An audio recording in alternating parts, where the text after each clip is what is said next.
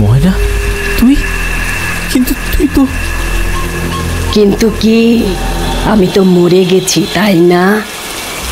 তুই আমাকে মেরেছিস ভাই।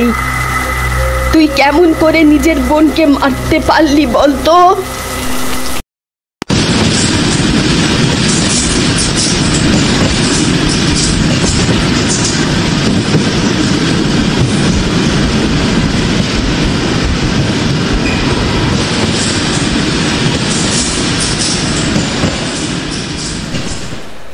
ট্রেনের জন্য অপেক্ষা করার মতো বিরক্তিকর কাজ যেন আর কোনোটি হয় না। আমি যাব নগরকান্দি গ্রামে, একদম অচেনা জায়গা, জীবনে প্রথম যাচ্ছি সেখানে। আমার বাবা একজন স্কুল শিক্ষক, বাবার এক স্কুল ছাত্রের বাড়ি নগরকান্দি গ্রামে। ছেলেটি দীর্ঘদিন আমাদের বাড়িতে থেকে পড়াশোনা করেছে। ছেলেটি বাবাকে অনেক ভালোবাসত, তাই তো বাবা মারা যাবার পরও তার বিয়েতে বাবার হয়ে আমাকে নেমন্তন্ন করেছে। বিয়েতে যেতে একটু ইচ্ছে করছিল না, কিন্তু মা আর সেই ছেলেটির জোরাজোরিতে না করতে পারলাম না। তাই ইচ্ছে না থাকা সত্ত্বেও বাধ্য হয়ে এক প্রকার যেতে হচ্ছে।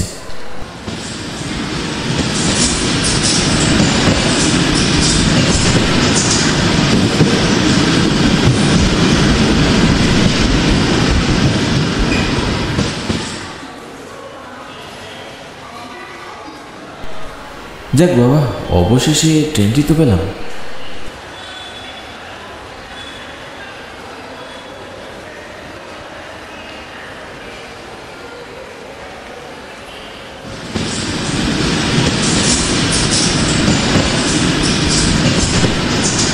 অনেক দূরের পথ। অফিসের কাজ শেষ করে রওনা দিতে দিতে অনেকটা দেরি হয়ে গিয়েছে। মনে হয় পৌঁছাতে পৌঁছাতে বেশ খানিকটা রাত হয়ে যাবে।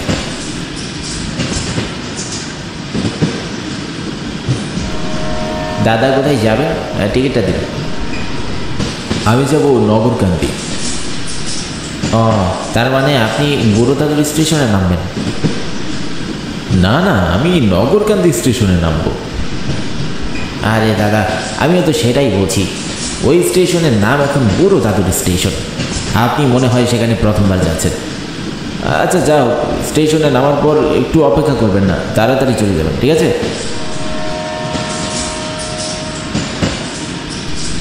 টিকিটম্যান কথাগুলো বলে টিকিট সংগ্রহ করতে করতে সামনের দিকে চলে গেল, আর আমি সেদিকেই তাকিয়ে রইলাম। লোকটির কথার আগামাথা আমি কিছুই বুঝলাম না। আমি আর সেদিকে মাথা না ঘাটিয়ে চুপচাপ বসে রইলাম।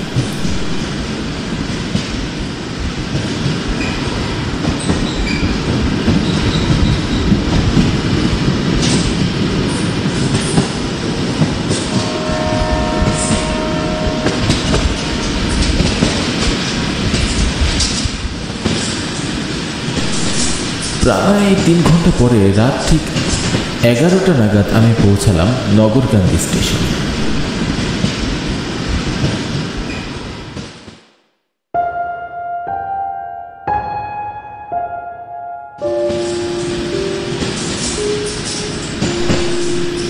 স্টেশনে নামার পরে দেখি পুরো স্টেশন একদম ফাঁকা। যাত্রী বলতে আমি শুধু একাই। পুরো স্টেশন একদম শুনশান, চারদিকে নিশুতি অন্ধকার, আশেপাশে কোনো জনমানবের চিহ্ন পর্যন্ত নেই। পুরো স্টেশন জুড়ে একটি মাত্র বাতি টিমটিম করে চলছে। আমি স্টেশনে বসে অপেক্ষা করতে লাগলাম। ছেলেটি আমাকে এখানে নিতে আসবে বলেছিল। রাস্তায় ফোন করে জানিয়েছি, বলেছে চলে আসবে, কিন্তু এখন ফোন ধরছে না দেখছি। মনে হয় কাছে কোথাও আছে, একটু অপেক্ষা করে দেখি।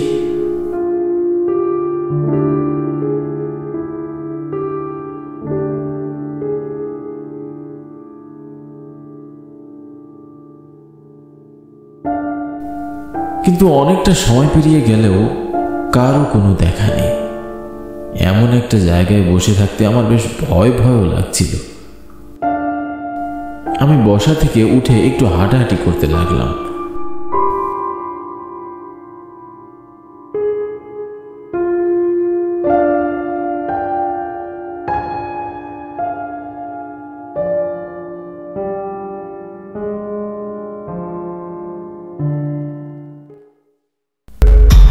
হঠাৎ আমার মনে হলো আমার পিছনে কেউ দাঁড়িয়ে আছে।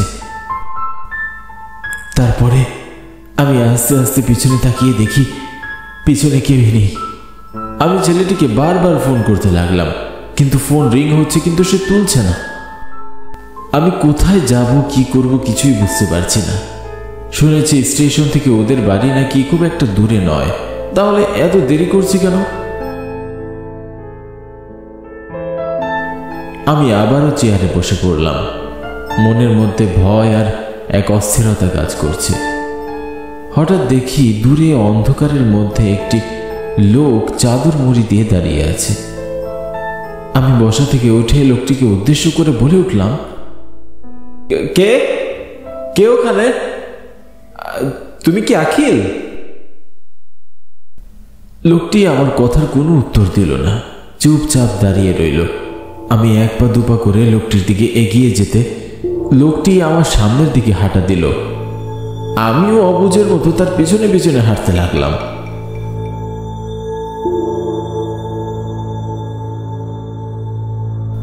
আমার মনে হচ্ছে লোকটি আমাকে তার দিকেই টানছে। কিছুটা পথ যাবার পরে হঠাৎ পিছনে থেকে এক অপরিচিত কণ্ঠের ডাক, রাজেশ, যেও না উপথে বাবা, উপথে বিপদ।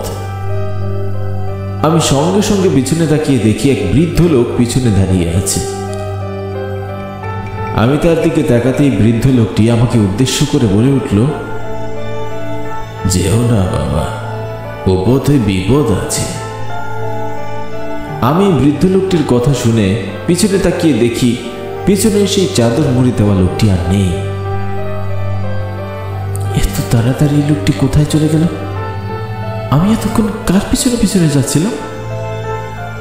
এইসব কি হচ্ছে আমার সাথে? এরপরে আমি বৃদ্ধ লোকটির দিকে এগিয়ে গেলাম। লোকটির কাছে যেতেই লোকটি আমাকে বলল, বাবা, তুমি যার জন্য অপেক্ষা করছো সে আসার পথে অ্যাক্সিডেন্ট করেছে। তুমি এখানে আর অপেক্ষা করো না, যে কোনো সময় অঘটন ঘটতে পারে। কোনো লোকের পিছনে পিছনে যাবে না, এই স্টেশনটি একদম নিরাপদ নয়, চলে যাও। বলেই লোকটি আমার চোখের সামনে উধাও হয়ে গেল। এমন ভয়ঙ্কর দৃশ্য দেখে ভয়ে আমার প্রাণ বেরিয়ে যাওয়ার উপক্রম। আমি সেখানেই জ্ঞান হারিয়ে ফেলি।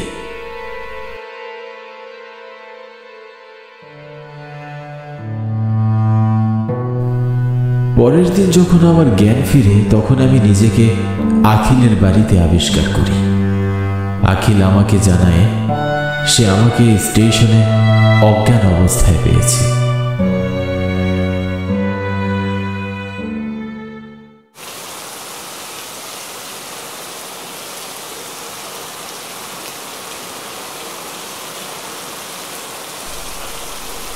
সকাল থেকেই আজ ঝিপঝিপে বৃষ্টি পড়ছে। নভেম্বর মাস, হালকা ঠান্ডা পড়তে শুরু করেছে। তার উপর আবার বৃষ্টি, ঠান্ডা যেন আরো দ্বিগুণ বাড়িয়ে তুলেছে। এই ঠান্ডার মাসে গ্রামের কাউকেই পাওয়া যায় না। শফিক সাহেবের আবাসিক হোটেল তা প্রায় 20 বছর ধরে চলছে। এই হোটেলে এমন কিছু নেই যা পাওয়া যায় না।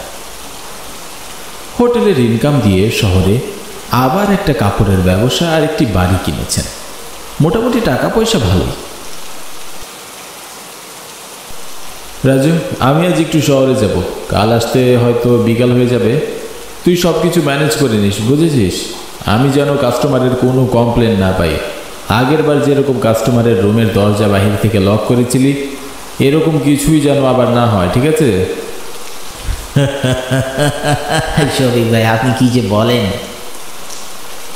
ভাই, আপনি চিন্তা করবেন না, আমি সব সামলিয়ে নেব। কিন্তু বাইরে তো বৃষ্টি পড়ছে, এমন পরিবেশে বাইরে যাওয়া কি ঠিক হবে? না গেলে তো উপায় নেই। কাপড়ের দোকানটার ম্যানেজার অনেক সমস্যা করছে, দেখি তার একটা ব্যবস্থা তো করতে হবে। কথাগুলো বলে শফিক সাহেব তার পুরনো ফটফটি মোটর সাইকেলটি নিয়ে বেরিয়ে পড়ল। টাকা পয়সা থাকলেও তিনি এই পুরনো ফটফটি মোটর সাইকেলটি কখনো পাল্টাননি। তিনি বলেন, এটা নাকি তার বাবার দেওয়া শেষ স্মৃতি, তাই তিনি এটা এখনো ব্যবহার করছেন।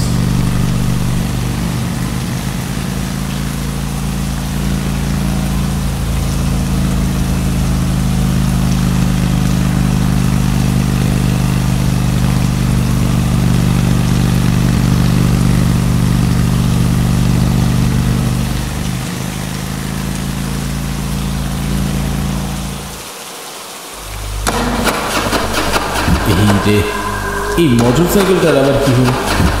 না, এমনিতেই বৃষ্টির কারণে ঝামেলা, তার মধ্যে আবার এই সাইকেলটা নষ্ট হলো। এখন কি করব? এখান থেকে তো ফিরে যাওয়াও তো খুব একটা সম্ভব নয়।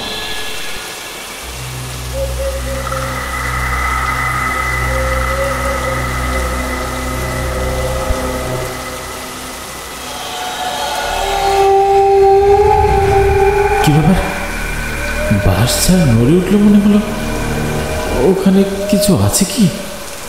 যদি কোনো জঙ্গলি পশু হয় তখন কি হবে? শফিক সাহেব মনে মনে এসব কথা ভাবতে ভাবতেই বাসঝাড়টি আবার নড়ে উঠল। এবার শফিক সাহেব ভীষণ ভয় পেয়ে গেলেন। তিনি কোনোভাবেই তার মোটর সাইকেলটি সেখানে রেখে যেতে রাজি নন।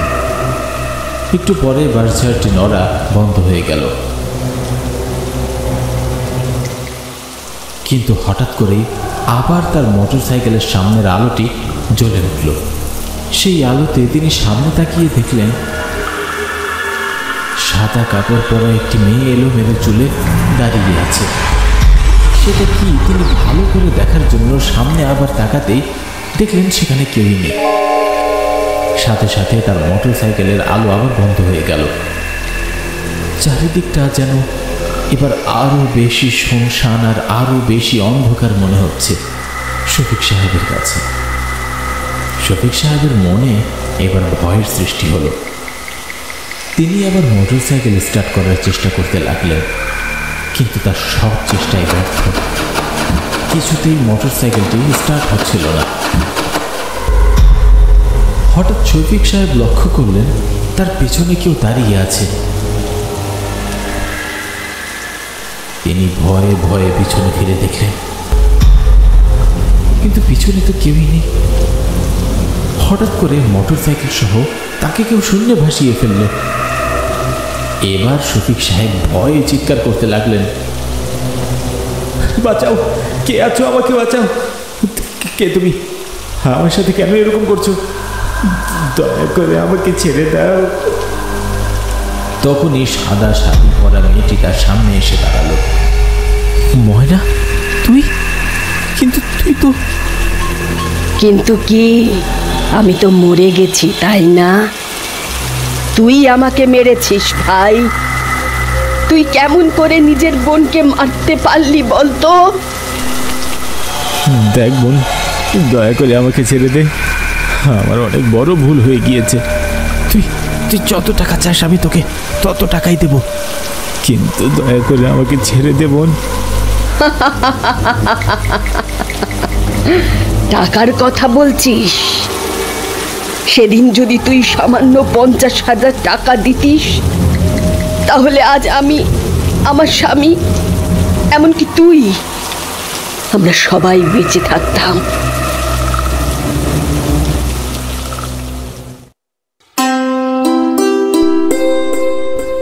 ময়না, বল কেমন আছিস? আরে এ সময় কি মনে করে আসলি? শফিক ভাই, আমার স্বামী ভীষণ অসুস্থ। ডাক্তার বলেছে চিকিৎসার জন্য 1 লক্ষ টাকার প্রয়োজন। 50,000 টাকা আমি জোগাড় করেছি, বাকি 50,000 টাকার জন্য তোমার কাছে এসেছি। ভাইয়া, দয়া করে 50,000 টাকার ব্যবস্থা করে দাও, নইলে আমি আমার স্বামীকে বাঁচাতে পারবো না। দেখ ময়না, তুই আমার বোন, এখানে আসবি যাবি খাবি কোনো সমস্যা নেই, কিন্তু আমি তোকে কোনো টাকা পয়সা দিতে পারবো না। ভাই, তুমি এসব কি বলছো? আমার স্বামীর জীবন মরণের প্রশ্ন, আর তুমি আমাকে এভাবে বলছো? আচ্ছা বেশ, তাহলে আমি আমার বাবার সম্পদের ভাগ চাই। তোমার হোটেল তো আমার বাবার জমিতে করা। দাও সেখান থেকে আমার ভাগের অংশ, আমাকে বুঝিয়ে দাও। আমি আজ পর্যন্ত তোমার কাছে কোনোদিন টাকা বা আমার সম্পদের ভাগ নিতে আসিনি। আজ বিপদে পড়ে তোমার কাছে সাহায্যের জন্য এসেছিলাম, আর তুমি আমাকে এইভাবে বলতে পারলে? তোর এত বড় সাহস, তুই আমার হোটেলের ভাগ চাইছিস? তুই জানিস ওই হোটেলে আমার কত টাকার সম্পদ? যা, এক্ষুনি বাড়ি থেকে বেরিয়ে যা। না, যাব না। এটা আমারও বাবার বাড়ি। আমি আমার টাকা না নিয়ে কোথাও যাব না। যাবি না? দাঁড়া, আজ তোকে আমি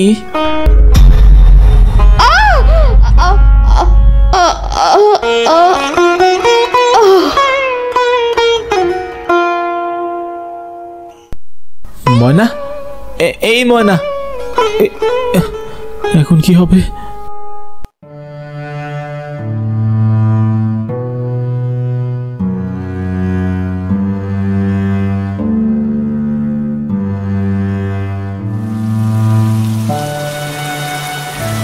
তুই কিভাবে পারলি আমাকে মাটি চাপা দিতে? আমার জানাজা পর্যন্ত করিসনি। আমি অবশ্য এমনটা করব না।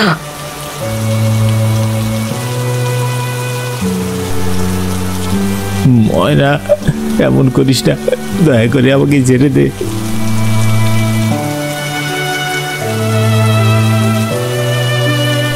ময়না শফিককে আরো উঁচুতে তুলে সেখান থেকে মাটিতে ফেলে দেয়। শফিক মাটিতে পড়তেই সেখানেই মারা যায়।